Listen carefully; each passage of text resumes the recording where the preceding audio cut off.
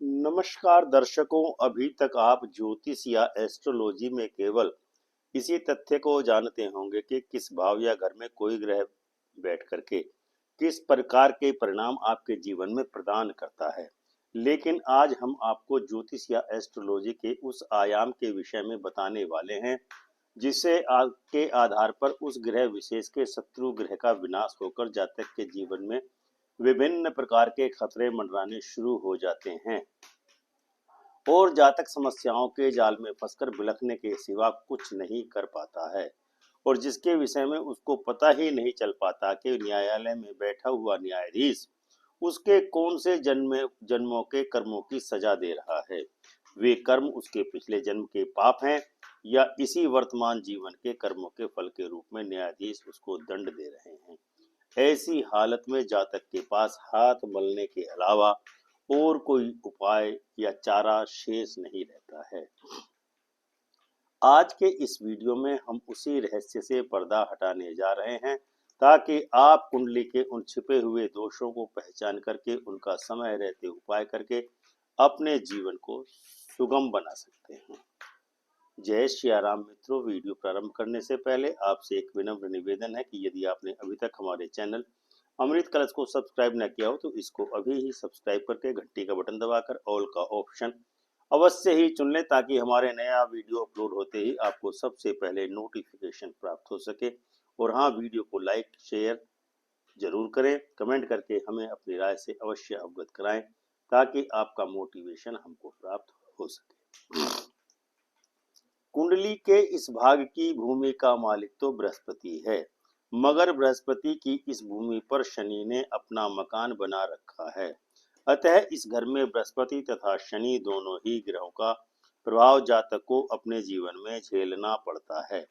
यदि अभी तक आप इस बारे में सही से नहीं जान पाए हैं तो हम आपको बताते हैं कि इस घर का नंबर है 11वां घर, क्योंकि 11वां घर को ही अदालत माना जाता है, जहां पर न्यायालय की बिल्डिंग यानी न्यायालय शनि ग्रह की होती है और न्यायाधीश की कुर्सी पर न्यायाधीश अथवा बृहस्पति बैठ करके जातक के कर्मों के अनुसार ही शनि की निष्ठुरता से काम लेकर दोषी को दंड देकर बेरहमी से शनि के रूप में सामने आता है।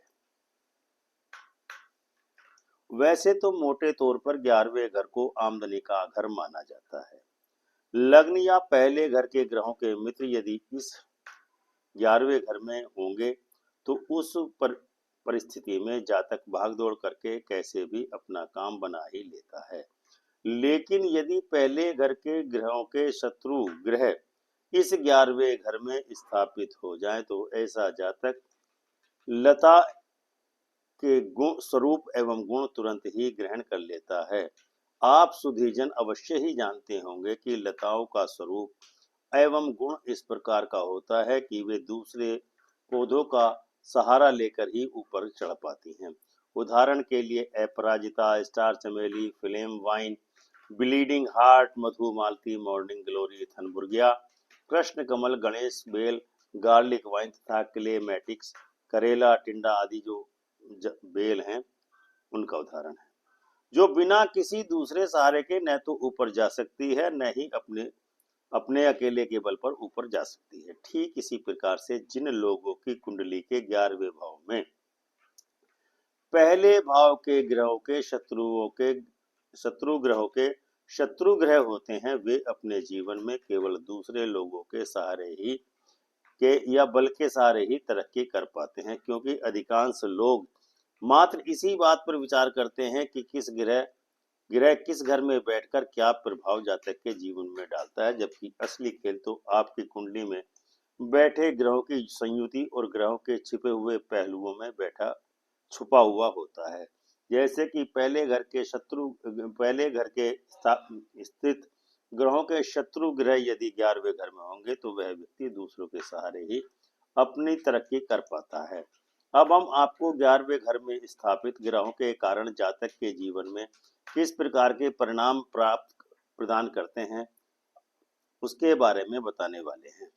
अभी तक आप केवल ग्रहों का जीवन पर प्रभाव इसी नजरिए से जानते होंगे, कि 11वें घर में स्थापित ग्रह क्या फल देते हैं, लेकिन आज हम आपको बताने वाले हैं कि इसके पीछे ग्रहों का कौन सा छुपा हुआ एजेंडा काम करता है या कौन सा पहलू काम करता है आपकी कुंडली के अनुसार, और जातकों को किस प्रकार के छुपे हुए एजेंडे का सामना करना पड़ता है जो ग्रह बना करके रखते हैं, और जातक को सिर झुकाकर उनका सामना करने को बाध्य होना पड़ता है कि उस जातक की बर्थ चार्ट या कुंडली में ग्रहों का जो संयुति है वो किस प्रकार की बन रही है। 11वें घर के बारे में ज्योतिष का एक गूढ़ सिद्धांत है कि जो भी ग्रह किसी जातक के 11वें भाव में स्थापित हो जाता है वह अपना प्रभाव तो जातक पर डालता ही डालता है। इतना ही नहीं, 11वें घर में बैठा हुआ ग्रह अपना फल देने के साथ ही साथ अपने शत्रु ग्रह के प्रभाव को समूल नाश करने का प्रयास करता है। यानी यदि किसी जातक की कुंडली के 11वें घर में बृहस्पति होता है तो उसको राहु का सर्वनाश हो जाता है, यानी उसके जीवन में गंदे विचारों का समापन पूरी तरह से हो जाता है। किंतु यदि ऐसे जातक के 11वें भाव में राहु हो तो उस जातक के बृहस्पति से संबंधित संबंध तथा द्रव्य और पदार्थ नष्ट होने लगते हैं। यानी यदि 11वें घर में राहु है तो जातक के पिता को कष्ट निश्चित, बाबा को कष्ट निश्चित ही होता है। यदि जातक के जन्म के बाद उसका पिता अथवा बाबा के जीवन पर खतरा आ जाता है। इसीलिए इसके अतिरिक्त यदि 11वें घर में चंद्र ग्रह स्थापित हो तो केतु का संबंधी और पदार्थ नष्ट होने लगते हैं। यानी कि यदि 11वें घर में चंद्र है तो 11वें तो केतु का नष्टीकरण, यानी केतु का मतलब पुत्र संतान को कष्ट बताता है, और चंद्र यानी जातक की माता, माता का खानदान और चंद्रमा के पदार्थों का विनष्टीकरण प्रारंभ हो जाता है। इसके अलावा यदि सूर्य 11वें घर में है तो शनि के संबंधी और पदार्थ नष्ट होने लगते हैं। लेकिन शनि यदि 11वें भाव में होगा तो जातक शराब, मांस आदि का प्रयोग करेगा तो सूर्य कमजोर होता चला जाएगा, यानी पुत्र सुख बर्बाद होने लगेगा। यानी इस बात को कहने में हमको कोई गुरेज नहीं है कि 11वें घर में जो भी ग्रह होगा उसके शत्रु ग्रहों का प्रभाव नष्ट होना शुरू हो जाता है। इसके अलावा छिपा हुआ ग्रहों का एजेंडा ये भी है कि किसी भी कुंडली के पहले भाव, अष्टम भाव और 11वें भाव के ग्रहों के बीच में एक समझौता नामा हुआ है।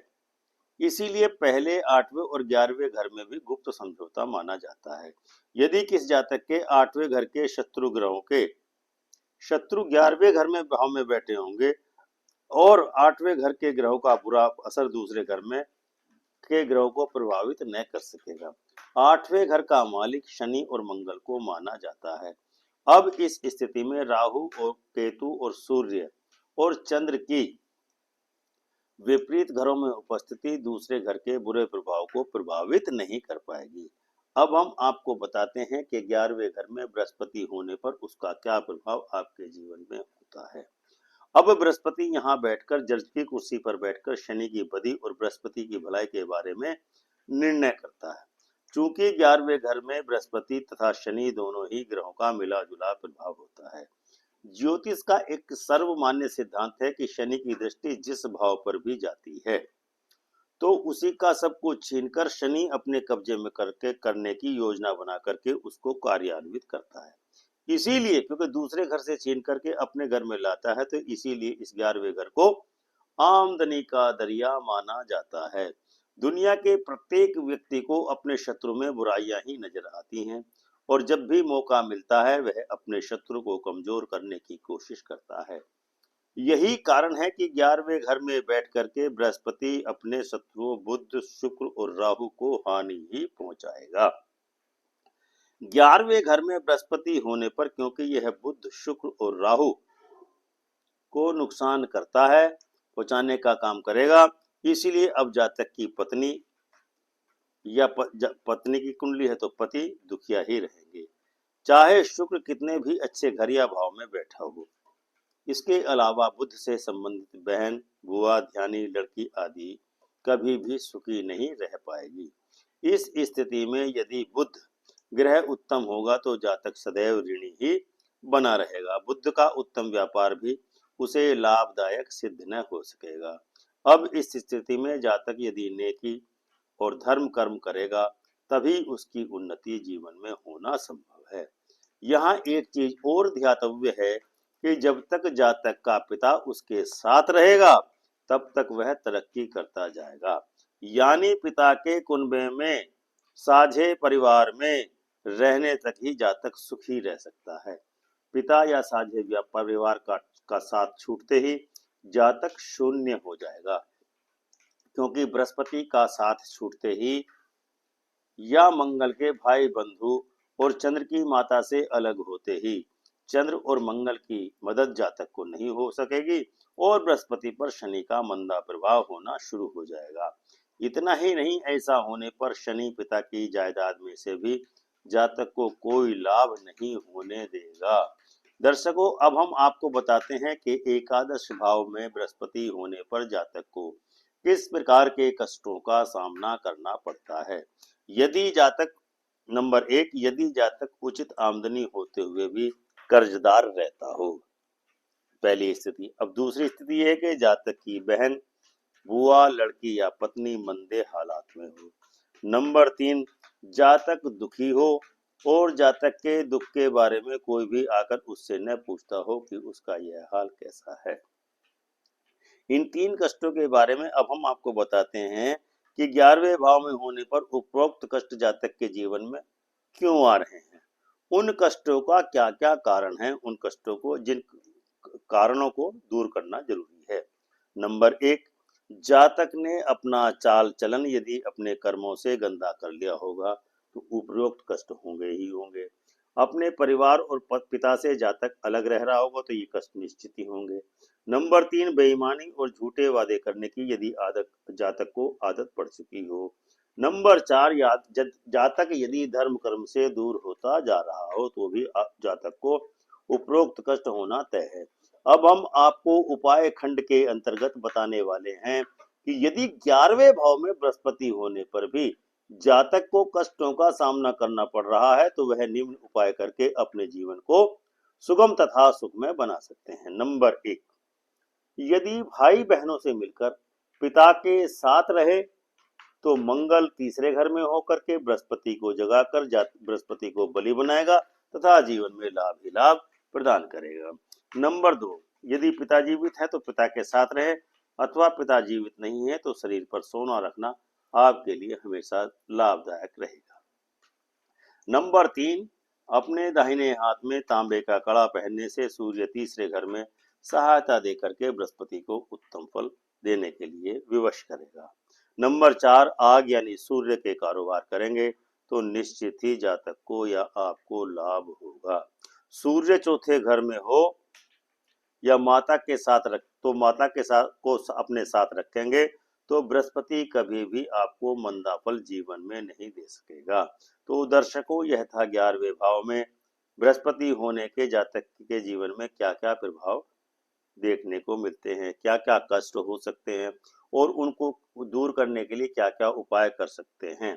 इसके अलावा आज के अंक में हमने आपको यह भी बताया कि कुंडली के ग्रहों का छिपा एजेंडा किस प्रकार से आपको प्रभावित करता है। केवल ग्रहों की स्थिति ही वो नहीं देखनी चाहिए, अपितु उनका प्रभाव भी देखना चाहिए कि वो किन ग्रहों का बल छीन करके आपकी कुंडली को दूषित करने का कार्य कर रहे हैं। आपसे अब विनम्र निवेदन है कि यदि आपने अभी तक हमारे चैनल अमृत कलश को सब्सक्राइब न किया हो तो इसको अविलंब सब्सक्राइब करके घंटी का बटन दबाकर ऑल का ऑप्शन अवश्य ही चुनें, ताकि हमारा वीडियो अपलोड होते ही आपको सबसे पहले नोटिफिकेशन प्राप्त हो सके। वीडियो को लाइक एवं शेयर जरूर करें तथा कमेंट करके अपनी राय से हमारा मोटिवेशन अवश्य ही करें। हम आपके हृदय से आभारी रहेंगे। तो प्रेम से बोलिए जय सिया राम।